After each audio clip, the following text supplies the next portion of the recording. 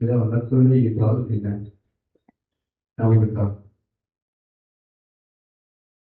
அப்பத்தின் குணங்களிலும் திராட்சை பழ ரசத்தின் குணங்களிலும் இயேசுவின் திருவுடலும் திரு ரத்தமும் திரு ஆத்மமும் தேவ சுவாபமும் அடங்கி இருக்கிற அருள் அடையாளம். அதான் நம்ம நற்கருணை அப்படின்னு சொல்றோம். பார்த்தீங்களே, இதுல இருக்க ஒவ்வொரு வார்த்தையும் ரொம்ப முக்கியமானது.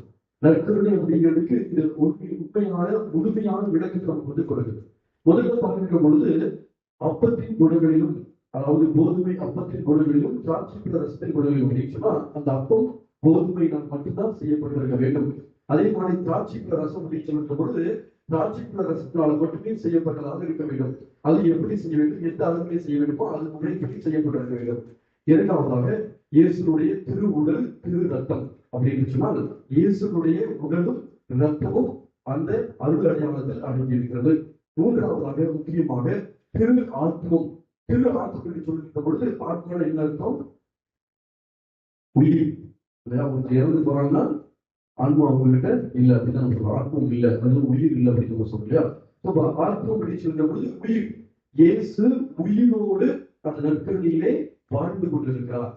தேவ சுவாபம், கடவுள் சொன்னால் கடவுளாக நற்கருணையிலே அவர் வாழ்ந்து கொண்டிருக்கிறார். அப்ப இந்த நான்கு முக்கியம், இயேசு உடலும் ரத்தமும் அதிலே உயிரோடு கடவுள் தன்மையோடு வாழ்ந்த இயேசு அந்த நற்கருணைக்கு வாழ்ந்து கொண்டிருக்கிறார். அந்த நற்கருணை அப்படிங்கிறது ஒரு அடையாளம் அல்ல. அடையாளம் அப்படின்னு என்ன அர்த்தம்? நம்ம இப்போ இங்க வர்றோம், விசுவாசப்பட்டு போட்டு வச்சிருக்காங்க இல்லையா? அது ஒரு அடையாளம். அது விசுவாசம் கிடையாது, அது உங்களுக்கு வரக்கூடிய ஒரு அடையாளம். அதே மாதிரி ஒரு ரோஜாக்கு ஒரு கொடுக்குறாங்க அப்படின்னு சொன்னா, ஒரு இளைஞர்கள் கொடுக்குறான், அப்படி ஒரு கணவன் மனைவி கொடுக்குறாங்க அப்படின்னு சொன்னா என்ன அர்த்தம்? அது ஒரு அன்பினுடைய அடையாளம். அது முழுசாக அன்பு கிடையாது. அதனால இது ஒரு அடையாளம் கிடையாது. ஆனா இது உண்மையாக கடவுள் வாழ்ந்து கொண்டிருக்கிற உயிருள்ள கடவுளுடைய பிரசனம். என்னையும் உங்களை இந்த உலகையும் படைத்து பராமரித்து வழிநடத்தி கொண்டிருக்கிற உயிருள்ள கடவுளுடைய பிரசனம் இந்த நற்கருணை அப்படின்னு நம்ம சொல்றோம். சரிங்களா? அதனால இந்த நற்கருணை அப்படிங்கிறது நம்முடைய வாழ்வில் முக்கியமாக இருக்க வேண்டியது. இரண்டாவது பார்க்கிற பொழுது இரண்டாவது கேள்வி, இந்த நற்கருணை அப்படிங்கிறதுல ஏதாவது மாற்றம் இருக்கிறதா? அதாவது திருப்பலியின் பொழுது இந்த உடலும் ரத்தமும் இயேசுடைய அப்பமும் ரசமும் இயேசு உடலாக ரத்தமாக மாறுகிறது இல்லையா? வேற எந்த நேரத்தில் இது இயேசு உடலாக ரத்தமாக மாறுவதில்லை. திருப்பலி குறிப்பாக வசீகர வார்த்தை டிரான்ஸ்லேஷன் பிராயம் சொல்கிற பொழுது அதை அப்பமும் ரசமும் இயேசு உடலாக ரத்தமாக மாறுகிறது. பீடத்தில் வைக்கப்பட்டிருக்கிறது மட்டும்தான் மாறும். அது நமக்கு தெரியும், நம்ம வெளியில் இருக்கிறது அதுவும் மாறாது. அப்ப அந்த இயேசு உடலாக ரத்தமாக மாறுவதற்கு அப்புறமா அதுல ஏதாவது வேறுபாடு தெரியுதா? வித்தியாசம் தெரியுதா? ஏதாவது வித்தியாசம் தெரியுதா? எந்த ஒரு வித்தியாசமும் தெரியாது. கண் பார்வைக்கும் அதில் கலரோ இல்ல அதனுடைய வடிவமோ எதுவுமே மாறுறது கிடையாது. அதுல டேஸ்டும் மாறுறது கிடையாது. நம்ம முன்னால அவர் சீக்கிரப்படுத்தி இயேசு உடலாக மாற்றப்படாமல் இருக்கிறத நம்ம சாப்பிட்டாலும் அதே டேஸ்ட் தான் இருக்கும், அதுக்கப்புறம் சாப்பிட்டாலும் அதே டேஸ்ட் தான் இருக்கும். அதனால அதனுடைய சுவையோ வடிவமோ நிறமோ எதுவுமே மாறுறது கிடையாது. ஆனா அதனுடைய பகுதி பொருட்கள் மாறுபடுகிறது. பகுதி பொருட்கள் என்ன? முதல்ல சொன்னேன், கோதுமையினால செய்யப்பட்டிருக்கணும், ரசத்தினால செய்யப்பட்டிருக்கும்னு சொன்னேன். அதுதான் அதனுடைய பகுதி பொருள். எதனால செய்திருக்கிறாங்களோ அதான் பகுதி பொருள் சொல்லுவோம். அந்த பகுதி பொருள், அதனுடைய கருப்பொருள் மாறிவிட்டது. அதுல கோதுமைங்கிறது கொஞ்சம் கூட கிடையாது, அதுல திராட்சை ரசம்ங்கிறது கொஞ்சம் கூட கிடையாது. இயேசு உடலாக ரத்தமாக மாறுகிறது. இதெல்லாம் இங்கிலீஷ் என்ன சொல்லுவாங்க? டிரான்ஸ்சப்ஸ்டான்சியேஷன் சொல்லுவாங்க. அதாவது தமிழ்ல கருப்பொருள் மாற்றம். இது நம்ம கிறிஸ்துவ நற்கருணைக்கு மட்டுமே உரிய ஒரு வார்த்தை. டிரான்ஸ்சப்ஸ்டான்சியேஷன், கருப்பொருள் மாற்றம். வெளி அடையாளத்திலே எந்த ஒரு மாற்றமும் கிடையாது, ஆனால் அதனுடைய கருப்பொருள் மாறிவிட்டது. இதுதான் ஒவ்வொரு திருப்பலியும் நடைபெறுகிற ஒரு அற்புதம், ஒரு அதிசயம். நம் வாழ்க்கையில் மிகப்பெரிய அற்புதம் அதிசயம் நடக்கும் எதிர்பார்க்கிறோம். ஆனா ஒவ்வொரு நாளும் திருப்பலியில இந்த அற்புதம் அதிசயம் நடந்து கொண்டுதான் இருக்கிறது. ஆண்டவர் தன்னுடைய உடலையும் ரத்தத்தையும் அப்பத்தின் வழியில் ரசத்தின் வழியில் நமக்கு உணவாக கொடுத்துக் கொண்டே இருக்கிறார். மூன்றாவது பார்க்கும் பொழுது இந்த உடல் ரத்தம் என்று சொல்லுகிற பொழுது அது இயேசுக்கு இருந்த அந்த பூர்ண உடலாம். பூர்ண உடல் தான் தெரியும் நினைக்கிறேன். பிசிக்கல் பாடி நமக்கு எல்லாம் நிகழ்ச்சி இல்லையா? சதையினால் ஆன இந்த உடல், சதையிலான அந்த ரத்தம், இதுவே நம்ம ஒவ்வொரு நாளும் உட்கொண்டு கொண்டு இருக்கிறோம். ஆமாம் சொல்ல அப்படி கிடையாது. சரியா? ஒரு சில நேரங்களில் பிற சபையினர்கள் நம்ம பார்த்து கேட்கலாம், இயேசு உடலை நீங்க உட்கொள்றீங்க அப்படின்னா மனித உடலை உட்கொள்றவங்களா நீங்க அப்படின்னு கூட ஒரு சில கேள்விகள் எழுதுவதை நம்ம நிறைய நேரம் கேள்விப்பட்டிருக்கோம். ஆனால் நம்ம இயேசுடைய பூத உடலை நம்ம உட்கொள்வதை கிடையாது. மாறாக அவருடைய உடலை அருள் அடையாள உடை அப்படின்னா நம்பிக்கை இழந்துடக்கூடாது, தப்பா சொல்ல தப்பா புரிஞ்சுக்க கூடாது.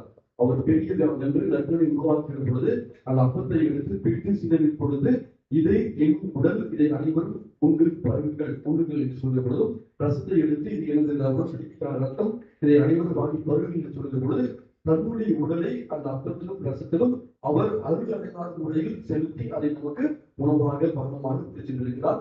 ஒவ்வொரு நாளும் இணைந்து சொல்லும் வழியாக கொடுத்துட்டே இருக்கிறார், கொடுத்துட்டே இருக்கு. அப்ப நாம் ஒவ்வொரு முறையும் நற்கனை உட்கொள்கிற பொழுது இயேசுவின் உடலை அருள் அடையாள முறையில் நாம் உட்கொள்கிறோம். அவருடைய பூத உடலை நாம் உட்கொள்ள முடியாது. ஏன்னா மாநிலம் நம்ம உட்கொள்ளிருக்கிறோம், அது தீண்டு போயிடும். ரெண்டாவது பூத உடலை உட்கொள்ளணும், மனித உடலை உட்கொள்ளக்கூடியவங்க அவங்க வாங்கி போயிடும். அந்த மாதிரி கிடையாது. அருள் அடையாள முறையிலே அருள் அடையாள உடல் சேக்கிர மக்கள் பாடி அப்படிங்கிறதா ஒவ்வொரு நாளும் நம்ம உட்கொள்கிறோம். பிரியமான சகோதர சகோதரர்களே, இதுதான் ஆண்டவர் இயேசுவுடைய நற்கருணை, ஆண்டவர் இயேசுவின் திருவுடல் திருவத்தம்.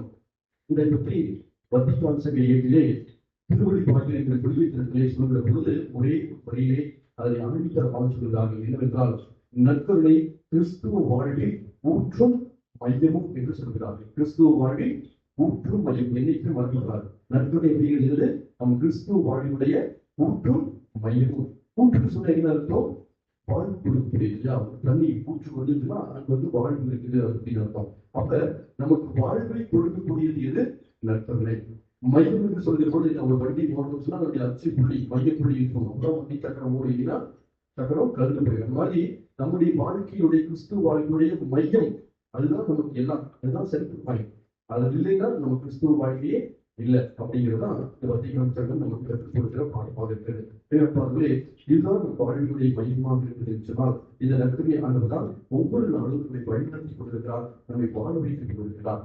பல நேரங்கள்ல நம்ம நற்கருணை உட்கொள்வதோடு நின்று விடுகிறோம். ஆனால் நற்கருணை அவரை சந்தித்து அவரிடத்தை ஜெபிக்கிற பொழுது அவர் ஜெபிக்கிற பொழுது நம் வாழ்வுக்கு தேவையான வழிமுறைகளை அவர் கற்றுக் கொடுக்கக்கூடியவராக இருக்கிறார். பல நேரங்களில் உடல் நோய்கள் இருக்கலாம், மன கஷ்டம் இருக்கலாம், வாழ்க்கையில் போட்டிகளை சந்தித்திருக்கலாம், தொழில்கள் தோல்வி சந்தித்திருக்கலாம், இல்ல குடும்பத்துக்குள்ள பிரச்சனை இருக்கலாம், இல்ல ஏதாவது ஒரு குழப்பமான சூழ்நிலையில் முடிவெடுக்க முடியாத சூழ்நிலையில் வாழ்ந்து கொண்டிருக்கலாம். இந்த மாதிரி சூழ்நிலையில நம்ம நற்கருணை ஆண்டவருக்காக அமர்ந்து நாம் ஜெபிக்கிற பொழுது அவர் நமக்கு தேவையான வாழ்க்கைக்கான வழியை நம்ம காட்டக்கூடியவராக இருக்கிறார். அதுதான் நம்முடைய வாழ்க்கையுடைய ஊற்று, நமக்கு வாழ்க்கை கொடுக்கக்கூடியவராக இருக்கிறார். தான் யோவானுடைய செய்தி 6ஆம் அதிகாரத்திலே நாம் வாசிக்கிறோம். நானே வாழ்கின்ற இறைக்கு வந்த உயிருள்ள உணவு, இதை நான் உணவாக கொடுக்கிறேன், உணவு வாழ்வதற்காகவே கொடுக்கிறேன். வாழ்வதற்காக ஆண்டவர் இயேசு தன்னுடைய உணவை நமக்கு தன்னுடைய உடலை நமக்கு உணவாக கொடுத்து சென்றிருக்கிறார். நற்கருணை ஆண்டவராக நம் மத்தியிலே அவர் வாழ்க்கை கொண்டிருக்கிறார். அதே போல தொடர்ந்து சொல்கிறார், என் சதையை உண்டு என் ரத்தத்தை குடிப்பவன் என்னோடு இணைந்திருக்கிறார், நானும் அவனோடு இணைந்திருக்கிறேன். நான் நற்கருணை உட்கொள்கிற பொழுது நமக்குள்ள என்ன நடக்கிறது? நாம் இயேசுடைய உடலாக இயேசுடைய ரத்தமாக நம்முடைய உடல் மாறுகிறது. ஒவ்வொரு நாள் நம்ம உட்கொள்கிற உணவு நமக்குள் சென்று அது நம்முடைய உடலாக மாறுகிறது. அப்படிதானே நமக்கு உடலுக்கு ரத்தத்தை கொடுத்து சதையை கொடுத்து நம்ம வலிமையை கொடுத்து நம்முடைய உடலாக மாறுகிறது. ஆனால் நாம் நற்கருணை ஒரு சிறு அளவு நாம் உட்கொண்டாலும் கூட அது நம்முடைய உடலையும் ரத்தத்தையும் இயேசு உடலையும் ரத்தமாக மாற்றி இயேசு தங்கி வாழக்கூடிய ஆழமாக நம்மை அது மாற்றுகிறது. அதான் சதையை உண்டு ரத்தத்தை குடிப்போம் என்னோடு இணைந்திருக்கிறான், நானும் உங்களோடு இணைந்திருக்கிறேன். என் சதை உண்மையான உணவு, என் ரத்தம் உண்மையான பாம்பு. வாழ்க்கை தேவையான உண்மையான உணவு இயேசுடைய உடலும் ரத்தமாகிய நற்கருணை. ஒவ்வொரு முறையும் இந்த நற்கருணை உட்கொள்ளும் பொழுது நான் இயேசுவாக மாறுகிறேன். இயேசு எனக்குள் இருக்கிறார், இயேசு என்னோடு வழிநடத்துகிறார். அடுத்த முறை நற்கருணை உட்கொள்கிற வரை அந்த நாள் முழுவதும் அல்லது வாரம் முழுவதும் அந்த அடுத்த முறை நற்கருணை உட்கொள்கிற வரை ஆண்டவர் இயேசு என்னோடு இருந்து என்னை வழிநடத்துகிறார், எனக்கு தேவையான வல்லமையை கொடுக்கிறார், ஆற்றலை கொடுக்கிறார், திறனை கொடுக்கிறார், என் நோய்களுக்கு சுகம் கொடுக்கிறார் என்று எப்பொழுது நாம் முழுமையாக விசுவசித்து ஆழ்வான நம்பிக்கையோடு நற்கருணை உட்கொள்கிறோமோ அப்பொழுதுதான் அந்த நற்கருணை நமக்குள்ள பரிந்துரை செய்யலாம். இதை நம்ம 2ஆம் வாசிப்பு எழுதியிருக்கிறதைய முதல் புத்தகம் 15ஆம் அதிகாரத்தில் வாசிக்க கேட்டோம். அதனுடைய முதல் பகுதி முதல் வாசிக்க கேட்டோம். நற்கருணை உருவாக்கப்பட்டதை பகுதியா சொல்கிறார். 2வது பகுதியை நம்ம வாசித்தோம் அப்படின்னு சொன்னால் நற்கருணை நாம் எப்படி உட்கொள்ள வேண்டும் என்பதை எடுத்து சொல்கிறார். 27 to 29 வரை இருக்கிற இறை வார்த்தைகள் வீட்டில் செஞ்சு படிச்சு பாருங்க. இவர் புரிஞ்சிருக்கிறது முதல் புத்தகம் 11ஆம் அதிகாரம் 27, 28 வரை. ஒவ்வொரு முறையும் நீங்கள் இந்த ஆண்டு ரத்தத்தை முதலில் கொள்கிற பொழுது நீங்கள் அவர்களின் உயிர்ப்பை நீங்கள் அறிவிக்கிறீர்கள்.